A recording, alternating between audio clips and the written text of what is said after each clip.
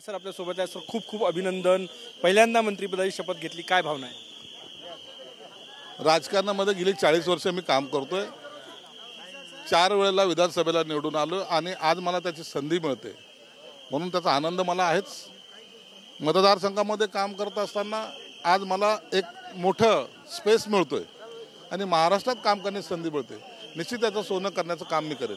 गेले 2.5-3 वर्षात जेव्हा शिंदेची शिवसेना वेगळी झाली, तुम्ही संजय राऊतांना एखादी उत्तर देण्याचं काम केलं, त्याचं हे बक्षीस मानलं? संजय राऊत काय माझं काय क्रायटेरिया आहे काय? ते काय प्रगती पुस्तक थोडी आहे. संजय शिरसाटचं काम हे त्याचं प्रगती पुस्तक असलं पाहिजे, त्याला त्याच्यावर मार्क पाहिजे. कोणाला शिव्या देऊन प्रगती पुस्तक बनत नसतं किंवा पास होत नसतं.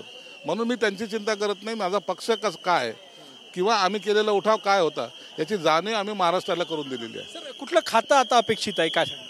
आता त्याची कल्पना नाही. आता कॅबिनेटला चाललो, त्याच्यानंतर ठरेल कोणतं खातं. कुठलं पालकमंत्री पद अपेक्षित आहे ते तर डोळ्यासमोर असेल ना, की आपण कॅबिनेट मंत्रिपदाची. पालकमंत्री मी संभाजीनगरचा, छत्रपती संभाजीनगरचे पालकमंत्री. हो, संभाजीनगरचाच मी पालकमंत्री होणार.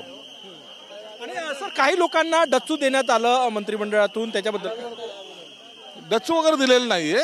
हे चेंजेस होत असतं. त्यांना सुद्धा समजून सांगितलंय की आता इतरांना संधी द्यायची. उद्या आम्हाला सुद्धा काढून इतरांना संधी देतील. म्हणून त्याच्यामध्ये डच्चू देण्याचा प्रकार नाही. इतरांना संधी देणे हा त्याचा मागचा हेतू होता. परफॉर्मन्स ऑडिट केलं जाईल की परफॉर्मन्स नसेल तर नॉन परफॉर्मन्स ऑडिट केल्या जाईल. जर चांगलं काम केलं नाही तर 6 महिन्यामध्ये त्याला गरजाव हा आमचा दंडक राहणार आहे. अनेक नवीन चेहऱ्यांना संधी, वेगळं मंत्रिमंडळ, नवीन चेहऱ्यांना संधी नाही. सचिन सयामसह गजानन नुमाटे, TV9 मराठी, नागपूर.